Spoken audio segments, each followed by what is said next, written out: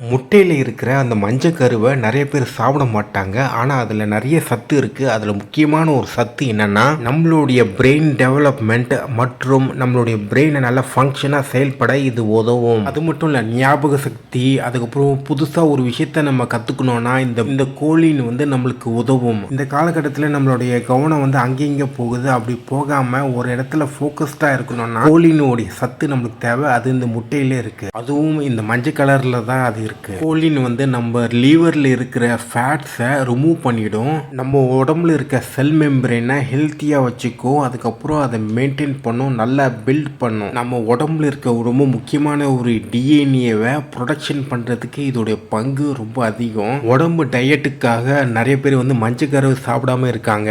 ஆனா மஞ்சக்கருவில் தான் கோலைன் என்ற முக்கியமான ஒரு சத்து இருக்கு. அது மட்டும் இல்லை, இன்னும் நிறைய சத்து இருக்கு. எல்லோ கலர்ல நிறைய விட்டமின்ஸும் இருக்கு. அது உடம்புக்கு ரொம்ப நல்லது. அண்ட் அதை பற்றி நம்ம இன்னொரு வீடியோவில் டீட்டெயில்டாக பார்ப்போம்.